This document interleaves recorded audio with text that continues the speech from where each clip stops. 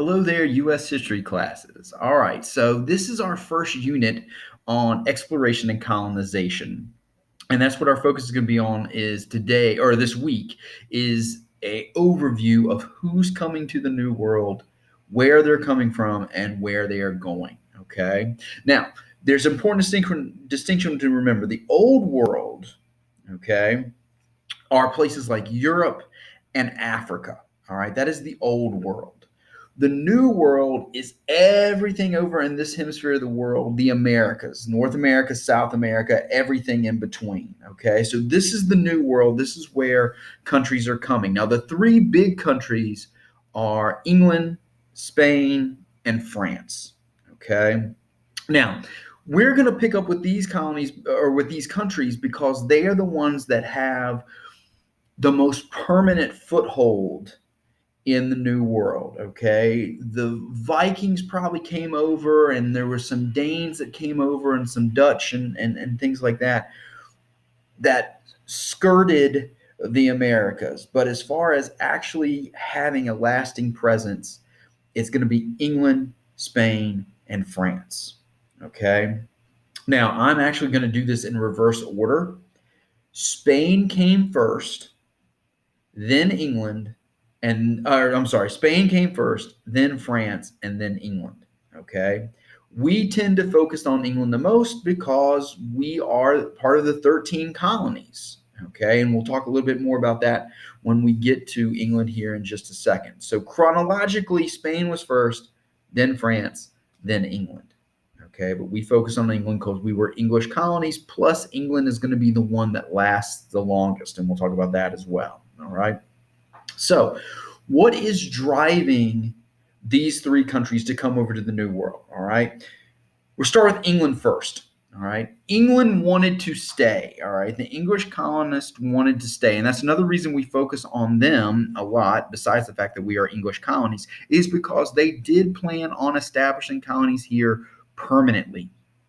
The first permanent English colony is at Jamestown in 1607. We're going to talk more about that next week. Then you have the Pilgrims coming over in 1620 up in Massachusetts. Totally different types of colonies. Jamestown is a business colony. It is there to make money. Massachusetts, okay, Plymouth was founded for religious freedom. All right.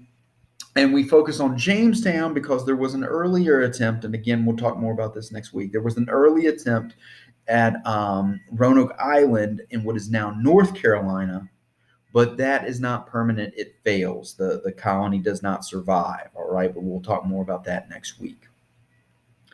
The natives tend to embrace English colonists, but as more and more English settlers come over, that leads to more and more conflict. Okay, in 1637, you had kind of the first major conflict with the Indians, the Pequot War, which is up in New England, up around Massachusetts. The English have kind of a middle of the road approach in their dealings with the Indians. As long as the Indians are doing what the English want, everything is good. Okay. But as more and more English settlers showed up, that's going to lead to more and more conflict, and more conflict is going to lead to soured relations between the English and the Indians. Okay. The English just kind of push the Indians aside. They make up treaties, and the Indians kind of give up their land voluntarily, but the English are still taking them over and still pushing them out of the way. Now, why did they want to do this? Well, the Indians wanted metal goods. Okay, they were cheaper and better made. They were distracted by what the English were giving to them. Also, the introduction of alcohol. We're going to talk about that with the French as well. Alcohol really hurts Native American populations. They become very, very dependent upon it. Okay, and instead of focusing on maybe resisting colonial rule or taking care of things within their tribe, they are more concerned about getting alcohol. And it's a very, very sad that is still a problem with Native American tribes today, is this dependence on alcohol. Okay. So as we go through these, please do not feel that you have to copy everything down in the blank. All right. What I would have done is I would have shown you 3 little video clips, and we would have talked about them afterwards. Okay, what I am focused on for these notes, which are the worksheet that you can upload. What I'm focused on is the map, which we're going to go get to next, and then the fill in the blank section at the end. Okay, so I just kind of want to give you a taste of what's going on. Be sure you get the map filled in and the fill in the blanks at the end. Okay. All right, let's talk about the Spanish. Now, the Spanish came first. The Spanish had little desire to remain. They weren't like the English. They were here to get what they could and then leave. Okay. It starts in 1492 with Columbus. Columbus was sailing for Isabella and Ferdinand of Spain, even though he was not Spanish himself. His goal was to find a new route to India, which is why when he arrives in the Americas, he calls them Indians. All right. Again, the Spanish are here to make money. They want to find gold and wealth. They are also looking for slaves, but they do not intend to stay. They want to get what they can and then leave. Okay. The whole we're going to enslave the Native American population did not work. And when the Native Americans start to fight back, the Spanish response is to torture or kill them. Okay. Of the three groups, the Spanish are considered as having the worst relationships with the Native Americans. Okay. The English are in the middle, the Spanish are the worst, and then the French tend to have the better relationships. Okay. And we'll talk about that in just a second. You have some big names as far as Spanish explorers go. You have Coronado. Coronado was down in the southwest. He abused Indians all along the way as he's moving through the southwestern part of what is now the United States. In Florida in 1539, you had De Soto. De Soto's reign was marked by murder, torture, and terror. He was known for burning Indians alive. He also brought with him large war dogs that were very, very hungry. And there is a recorded incident where he came upon a Native American chief and ended up feeding the chief's son to the large war dogs. Okay, he forced the chief to kind of watch the dogs eat his son. And of course, when you're doing stuff like that, when you're burning people alive, when you're abusing them, when you're torturing them, when you're murdering, when you're feeding them to dogs and stuff like that, that is going to make the native population get in line very, very quickly. Okay.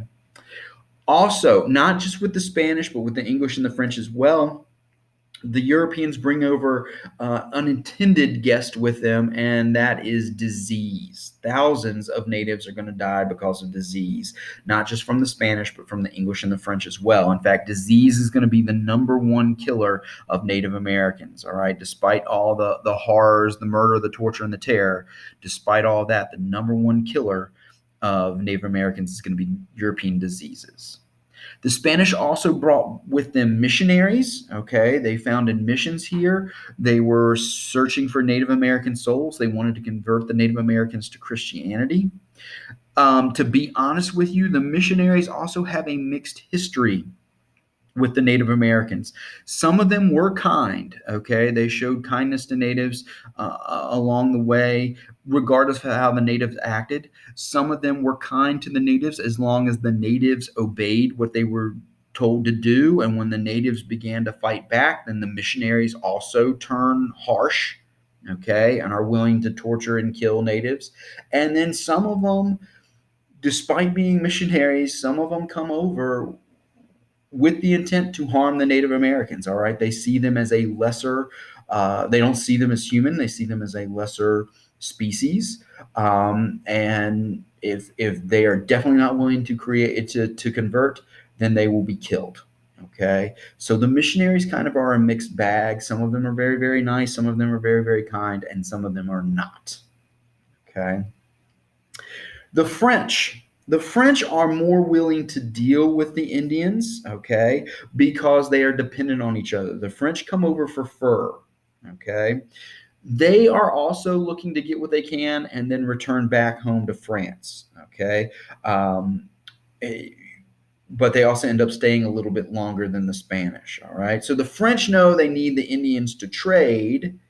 The Indians also want the French explorers for what they have, metal, guns, etc., etc. So, because of this mutual existence, all right, the French often treat the Indians with more kindness, okay, because they know they need the Indians and the Indians know they need the French, okay. So there's a somewhat better relationship between the French and the Indians than, say, definitely better than the Spanish, and then better, some would say, than the English. Okay. The French also want to move west. All right. And we'll talk about where they come in here in just a second. And again, we see the rise of alcoholism brought by French explorers with a reliance on rum. Rum becomes the big drink for Native Americans. Okay. So, before we go on, I also want to point out, okay, so historians say the French have the best relationship with Native Americans. Again, let's be clear here. The French are also using the natives for fur. Okay.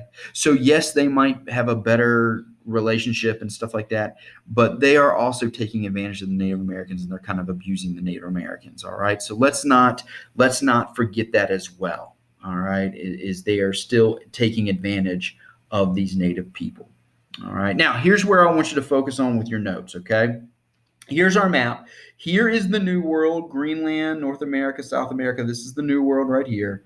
Europe and Africa is the Old World. Okay. We're going to start up here with the blue. The blue is England. Okay. So you might want to shade that in. If not, draw an arrow from it. But we're going to come out of England here. Here comes the English, and they're going to come across the Atlantic to right here on the coast of North America, the 13 colonies. Okay, that's where they're going to settle, and that's where they're going to stay. Okay, so draw a line coming from England across the Atlantic to the 13 colonies. All right, and that's going to be where the English come. All right, then we're going to drop down here to Spain. Spain's in the yellow. Okay, Spain is also going to come across the Atlantic. The Spanish are also going to come across the Atlantic, but they're going to come to the southwestern part of the United States. Okay. Mexico. All right. Mexico and the northern part of South America. All right. And Florida as well.